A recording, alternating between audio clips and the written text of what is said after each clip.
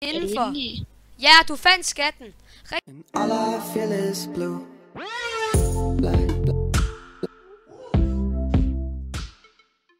Hej alle sammen, det er Danny DK tilbage i en ny Friheden-video. Woohoo! I dag så skal vi spille noget Friheden igen, og der er kommet en skattejagt, som Freak han har lavet. Men inden vi begynder den, så vil jeg lige fortælle, at jeg har lavet en familie, og da jeg af en eller anden grund igen kommer der noget dårlig undskyldning, men I må leve med det.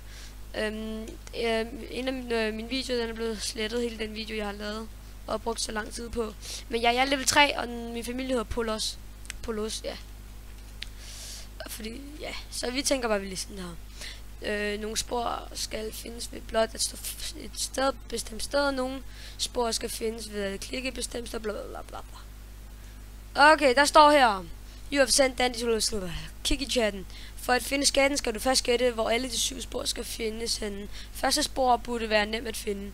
Vi bliver alle syge på et tidspunkt, og nogle gange skal der en doktor, ja okay, skal en doktor til for at gøre det godt igen. Men måske de også kan hjælpe med andre ting. Det er hospitalet, er det ikke? Og til jer, der ikke ved, hvor den er lige her ved station 4, eller ved hospitalet selvfølgelig. Så er det bare lige hernede af ved familiehusene. Lige her på den her, lige op til Mildersen. Så jeg tror nok, det skulle være lige her. Ikke sandt? Skal man snakke med Gitte? Nej, det skal man ikke. Skal man op? Ovenpå. Det er ikke den her vej. Det er på hospitalet. Dr. Parker hedder han. Aha, velkommen til Danny. Det ser ud til, at du har fundet det første spor, nemlig mig. Freak har instrueret mig i at fortælle dig følgende om, hvor du kan finde næste spor. Freak er hunderad for edderkopper, især de giftige, men samtidig også kæmpe fan af en bestemt edderkop. Spider-Man.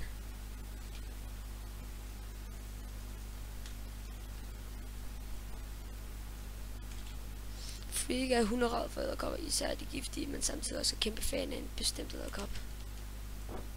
Jeg tænker Spider-Man, men hvor fanden skulle Spider-Man være?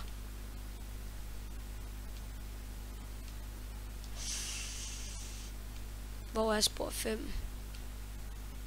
Spider-Man. Skal vi lige prøve her. Hvor er spor 2?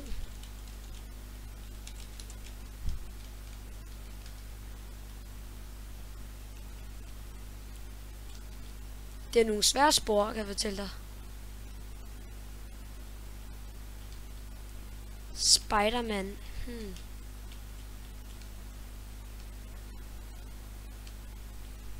Spider-Man. Ja. Men lige baby.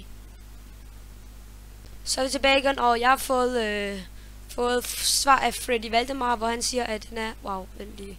Freddy Valdemar har skrevet, ved Freakeville. Fedt og Freakeville. Det giver bare ikke mening, hvordan... Der er jo ingen ting på Friheden, hvor det kan... Nå, ja. Så ham, Freddy Valdemar, skud til ham. Tak til ham i hvert fald også. Så tænker jeg lige, vi kører ned til edderkop spin Spider-Man. Bok. Hey, det var sgu da her, den er glad for en 488 spider. Eller ikke Spider-Man. Spider-Man. Nå, ja, okay. Spor fundet. Mange godt fundet. Du er ikke helt let at narre, men kun de skarpeste finder ud af, hvor det næste spor er. Mange legender har sat deres fod i friheden, og Fridigo er bare en af dem. Det ved jeg, hvor jeg er. Det er den her vej. Håber jeg. Jeg håber, det er derovre ved dem, der har bygget Freak-mappet. Hvis det ikke er, så tiltede jeg.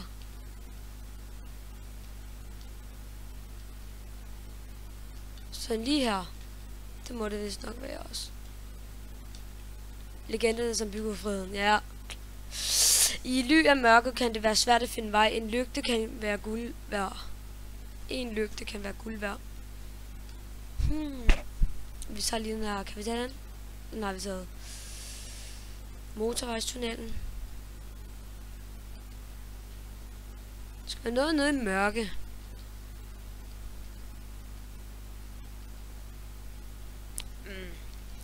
Jeg tænker motorvejstunnelen.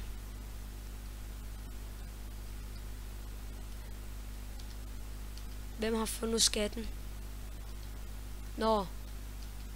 Får alle skatten eller sådan noget?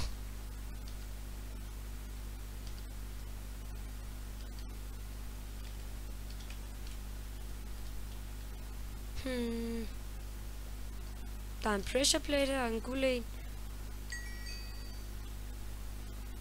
Skymax er lige med X-ray.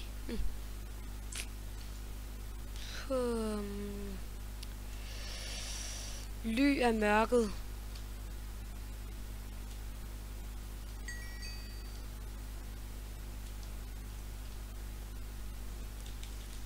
En lille tråd til ly og mørke. Vi vil gerne have nogle ledtråde. Nogle ekstra. Det er allerede en ledtråd det her.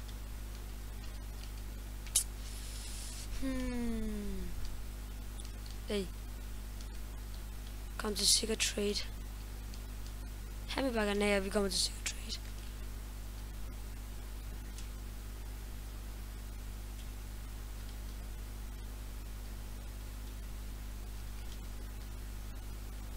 Hvad?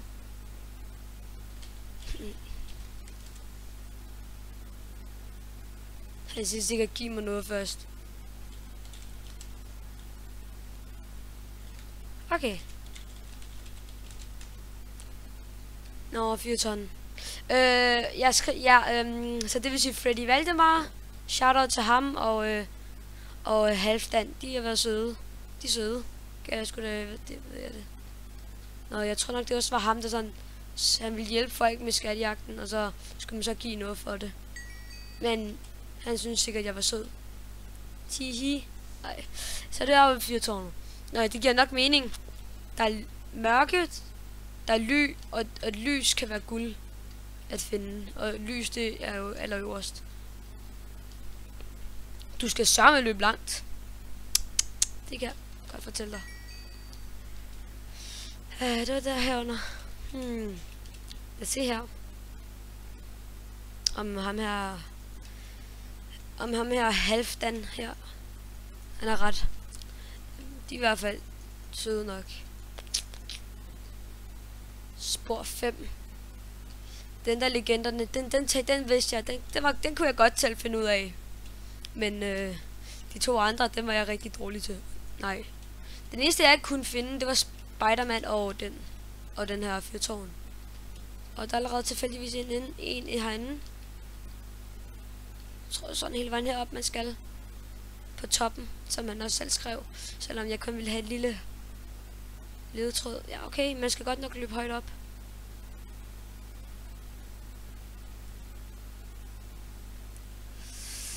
Kommer vi snart op? Der. Endnu en ledtråd fundet. Der var vist lidt sværere. Men bare vent, det bliver værre endnu. Af de 4 verdenshjørner er stik nord klart den sjoveste. Stik nord klart den sjoveste. Der er 4 hjørner. 4 hjørner og stik nord er...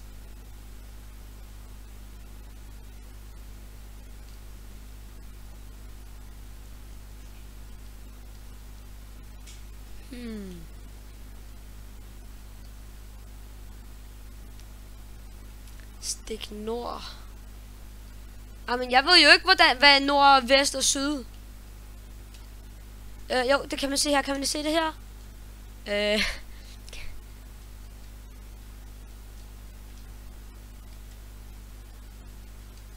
Okay.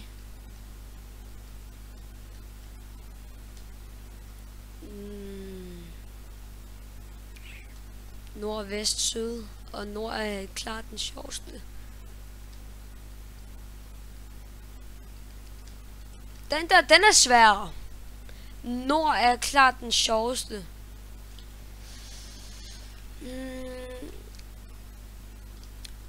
Nord... hvor Hvordan ved man, at man er nord, vest eller syd? Den er fundet af Skymax, så I kan ikke få bilen. Nå. Ja. Jamen, folkens, vi vender tilbage, når jeg har fundet en lille ledtråd, eller bare svaret. Jeg er godt nok dårlig til det her. Så er vi tilbage igen, og vi har en super service med. Ja. Nu skal du skal hjælpe mig. Ja, okay, så du er nået til... Hvad? Nå, okay. Nå, Casino Nord. Wow. Ja, så klikker du bare på den der. Nej, jeg gik bare herind. Så står der her, endnu en ledetråd fundet. Og så i casinoet, har du mod på at finde næste spor? Det bliver ikke let. Mange er gået i gamblingfælden, selv nogle af frihedens største personligheder. Heriblandt 2 berømte X-fangere. Ja, Brian og Molle. Ja, det tænker jeg også.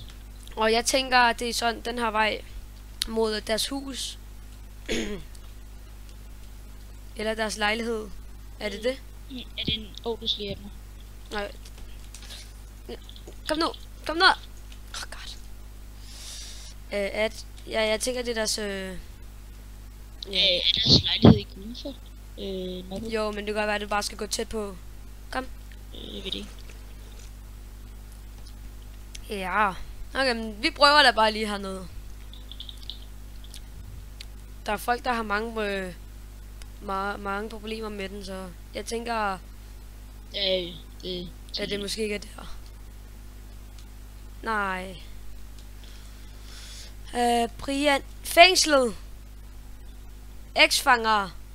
For helvede, det må nok være politistationen, er det ikke? Det kan godt være. Altså, jeg har også været inde og kigge på deres videoer og sådan noget. Okay. Lad os se. Politistationen. Måske er de inde i fængslet. Hvor fanden er du? Ved politistationen. Der er du.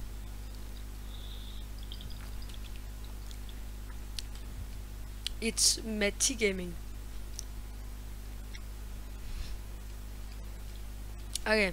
Du har ikke sådan været inde i politistationen vel endnu, vel? Jeg tror faktisk, jeg var herinde. Det vil faktisk... Ja. Jeg tror ikke, det vil give mening, fordi så vil politiet ikke have nogen chance for at finde bilen. Den der skal. Nej, ja, det er rigtigt. Så nope. Måske herinde. Ej, nej. Jeg har faktisk også kigget lidt i bag Trammer Studios. Ja, bag Trammer Studios for helvede. Nå, du har du også lagt ind. Jeg har ikke kunne finde noget. Måske... det er et godt spørgsmål egentlig. Hvor fanden kan de være? Men... Der er nogen, der er gode til det her. Jeg er bare den dårligste. Jeg tror også den sidste er den næsten rimelig svært at finde. Var det ikke noget med Skymax, jeg allerede fundet den? Jo, Skymax har vi så allerede fundet den. Så. Det er ikke bare den der mærkelige bil. Ja, den der mærkelige bil. Det ser sådan lidt underlig ud.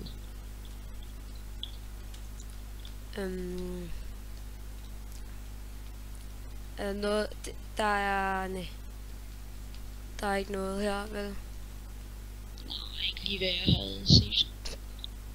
Nej, det er der fandme ikke. Nej, men... Noget med Brian og Molde. Den glade regnbue, de kan heller ikke finde den.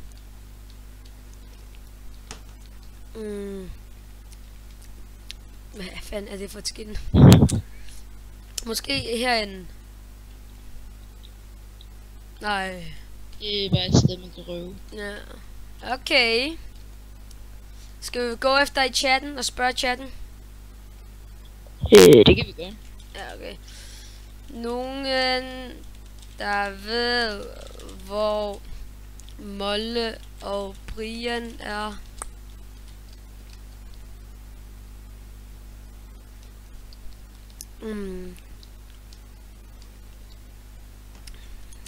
Altså, de kan sådan set også være i G2'en. Det har jeg ikke sådan lige kigget. Jasmin. De elsker... Ja, hvorfor? Jamen, skud til Sandtroll. Nu er der 3, der har hjulpet mig. Der er en Halfdan, der er en Freddy Valdemar, og så er der en... og så er der en Sandtrollen. Han stod nede i Sikker Trade. Okay. Ghettoen. Bare slet din bil. Ja. Jeg har sat min bil. Okay. Jeg er ikke så meget. Jeg tænker sådan. Jeg tænker. Brian, han er sgu da derinde jo. Ja, jeg tror nok. Der er en derinde. Skal vi flække ham? Jeg læser. Fuck dig. Der er ikke engang noget med Brian at gøre. Fuck dig. Vi kan ikke. Undskyld. Fuck sproget. Nej, så skal jeg ikke slå dig. Okay. Det er ikke Brian. Politimand. Løb! Hvad gør vi? Det ved jeg ikke. Okay, den ene har bare leder. Så. Måske Jasmin. De elsker jo meget Jasmin, så det gav nok mening, at det var det med hende. Har jeg taget den der? Ja, det har jeg. Nej. Det er også. Nej, der er ikke.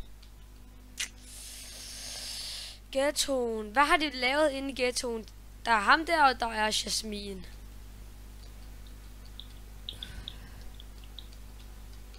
Smed han lige politilønseller. Hey.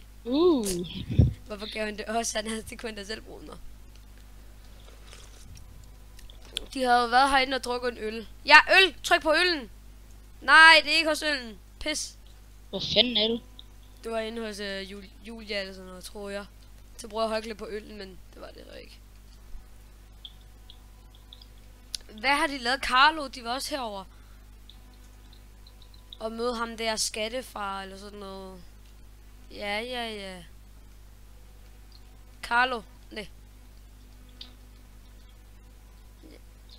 Jamen. Det er jo også umuligt det her. De har jo... Ja, det er rimelig svært. Hjorte. Ja. Det er rimelig svært. Ghettoen. Hvor i ghettoen? Jeg håber ikke, de sidder og spiller vores tid. Måske er det han ved mafiaen. Eller ham der Martin Mafia boss. Martin Mafia. Der kan politiet jo ikke komme ind. Nå jo, det giver mening. Jamen, hvor er det, man skal højreklikke til, kan vi lade være med at slå ham? Ellers ryger du i PP. Ja. Så. Det går ikke. Måske bare lige foran, hvis det er lige foran, ikke så. Hvor skal man... Er der nogle steder, man skal højreklikke? Jo, men vil det så ikke være sådan lidt mere indlysende? At man skal højreklikke? Hvor i ghettoen er Brian og Molle? Biren.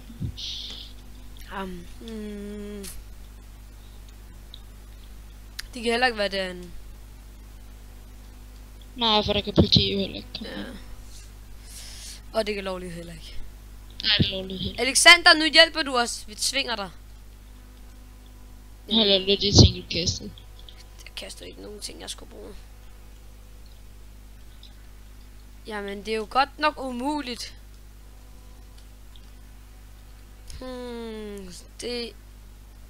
Hvor har de været herinde i ghettoen jo? Hvis ham der synes bare pranker, så er ghettoen for sjov, ikke?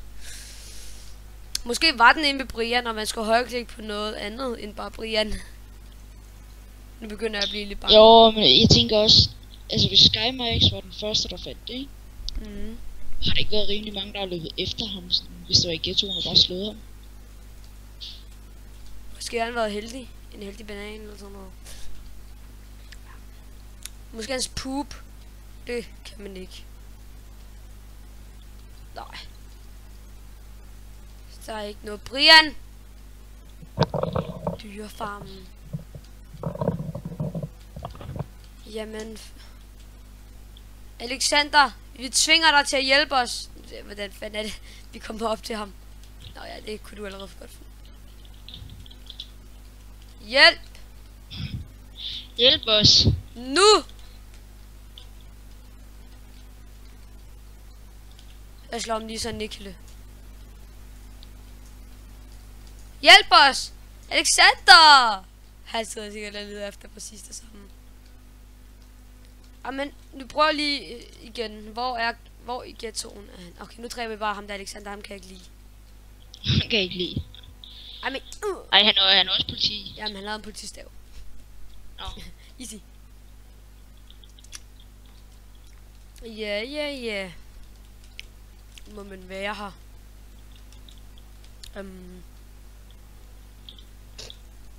Sidder bare og højreklikker på alt det, man kan højreklikke på. Nej, ikke crafting tables. Der er politimand! Nej, han loggede ud i PvP. Ej, det var det. Klamt. Okay. Hvor har Brian været i ghettoen? Hvor er edderkoppen? Han er ved Fred Freak, vel? Jamen... Måske skal vi prøve et andet sted end i ghettoen. Ja. Er der sådan en secret genvej ind til deres sted? Måske. Jeg tilter, hvis det er på taget. Høj. Det er måske ikke op på taget. Der. Hvem det er? Søren. Søren skal have dig. Søren, han er god. Tag ham, super service. Duk. Nej, what? Ja, okay. Nej, jeg døde også. Vi er godt nok dog. Når vi vender tilbage, når vi har fundet ud af, hvor han er, ikke? Jo. Eller hvor de er. Så er vi tilbage igen, og Halfdan, han har været så sød at hjælpe os igen. Yay. Skal vi se, om jeg overhovedet rækker en til der. Okay, det gør jeg. Okay, det var ikke engang noget med PvP-ghettoen at gøre. Men Halfdan, han har jo været så smart. Jeg faktisk finde ud af, hvor det er.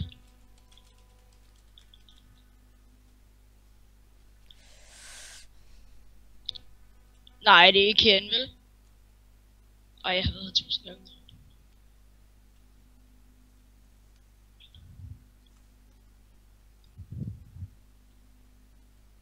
Hvis man skal højreklikke i sengen, så tilter jeg. Ej, vi skal vel ikke høre. Man skal højreklikke. Wow! Nej, man skal... Jeg skulle så ikke højreklikke bykisten. Nummer 1.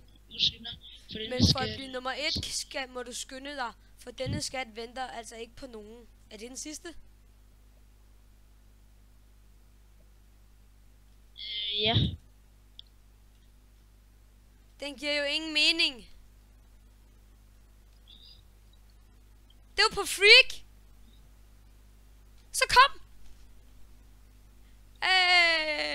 Vi har fundet skatten, og nu skal vi hjem.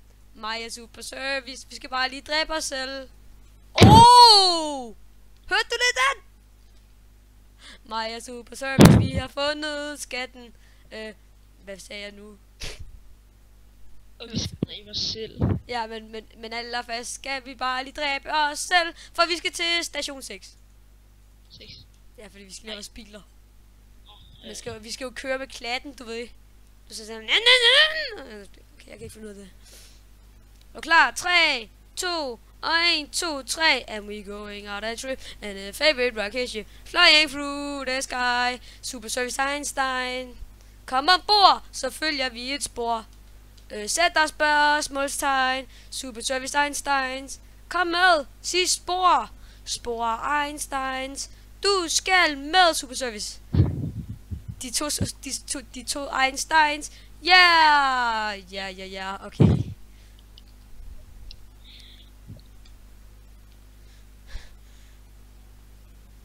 Woohoo! Vi kører bare med klatten. Woohoo! Det er den mest cringe sang, jeg nogensinde har hørt. Jeg ved det godt, og det er derfor den får 1000 likes.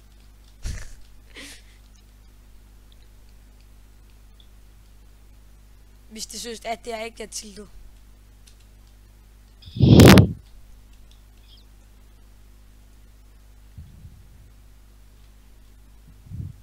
Okay, det er ikke her.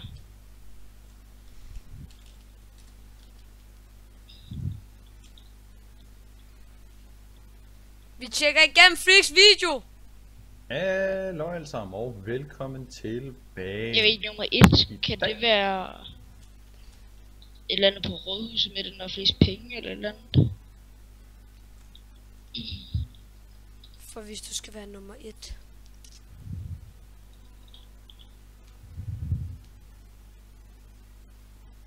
Ej, I venter lige på mig, mand. Det skulle da Dr. Parker. Han var jo den første, vi tog. Hold kæft, jeg er klog. Not. Fordi jeg er sikker på, at det ikke er den.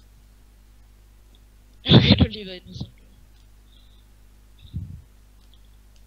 Jeg tilter. Tilter du? Nej, det er ikke den. Nej, jeg tilter mig.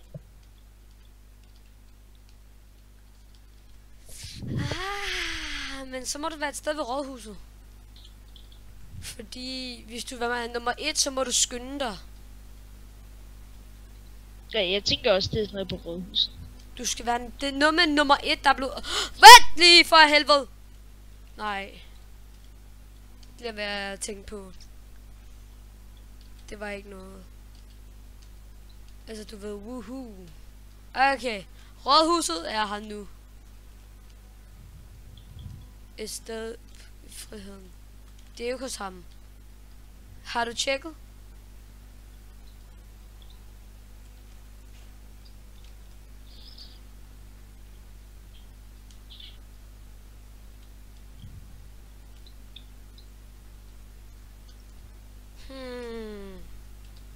Må du, hvis du vil være nummer 1, må du skynde dig. Prøv lige læse den. Prøv lige at holde musen over den der nummer 1 streg.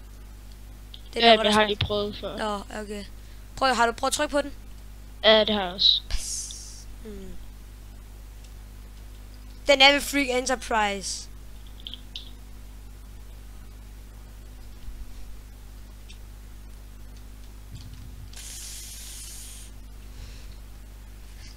Hvordan vil det være nummer 1, Freak Enterprise? Nej, den kan jo ikke være heroppe, fordi politiet kan ikke komme op og lovlyde. Ja. Men man kan jo godt lige prøve, du ved. Men hvis du også vil vinde, så /logbog, hvad? Men vi ved godt, at Skymax fandt den først, men vi vil også vinde /logbog. Vi har sgu da vundet den.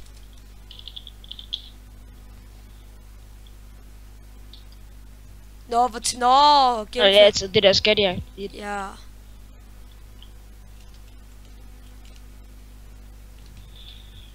Jeg kører ud. Politiet. Nej, jeg kører sådan over Freakyvilles tag. Fuck, jeg dummer en pisho. Det virkede! Woohoo! Okay, Brian er smadret.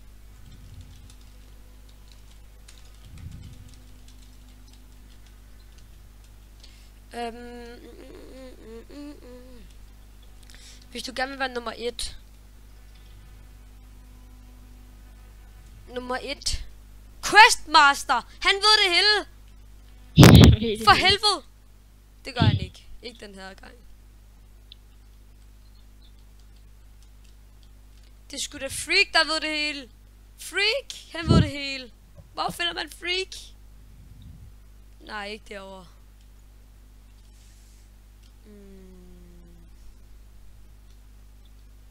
Hvis du vil være nummer 1, så må du skynde dig.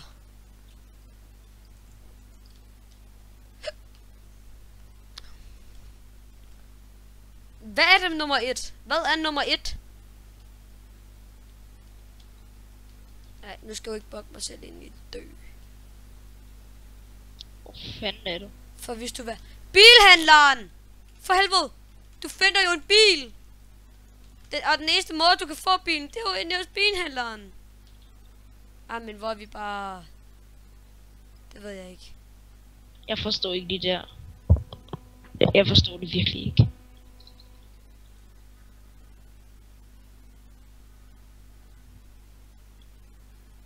Nej.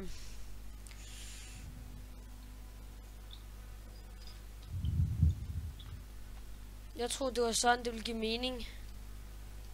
Men det gjorde det ikke. Jamen så... ved jeg sgu ikke. Dunkin' Donuts. Børsen. Casino. Fred og Freakyville. Det er alt sammen, det må give til et eller andet sted, alle de der ting. Det hele er med i... Det hele er med i en episode. Freaky Fætter Freakyville er med i Molly og Brian. Brian og Molly er med i sin egen video. Nej. Hospitalet er med. Er det det? Det er det nok ikke. Amen for helvede.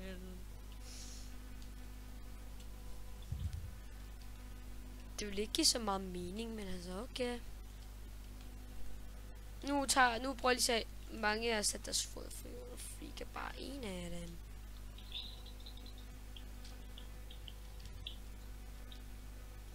Jamen ved I hvad, vi vender tilbage, når vi har fundet den. Så er vi tilbage igen, og efter 1000 år af ledetråd, vi prøvede har fået fat på, altså noget, så er der en, der endelig skriver noget, som der giver mening. Garage nummer 3 i lufthavnen, er det rigtig super service? Jeg kan godt fortælle jer, det tog mig 300 timer. Garage 2 og 3.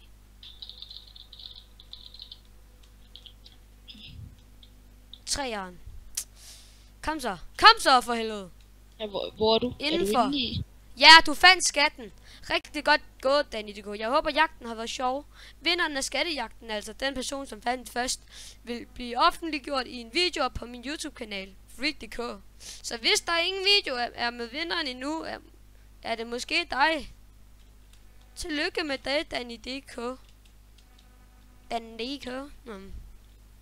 Så hvis jeg skriver /logbog, så... Skattejagt, du har gennemført skattejagten. Godt gået. Yeah! Hvorfor lader jeg så meget? Hvor er den? Garage nummer 3. Ja. Er du ikke derinde? Jo. Nej. Der er sgu da 3 over. Du er fandme dum så. Derovre. Det er sgu da ikke nummer 3. Nummer 1, wow.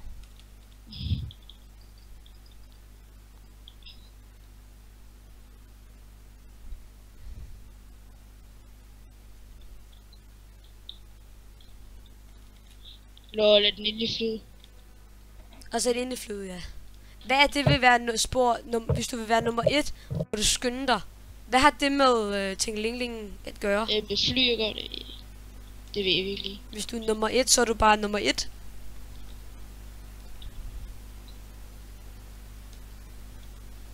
Okay, super, så vi stop. Det er tid til, at vi runder den her lange video af. Tak fordi I gav sig med. Husk at like. Og... Skal du sige det, jo? Og subscribe.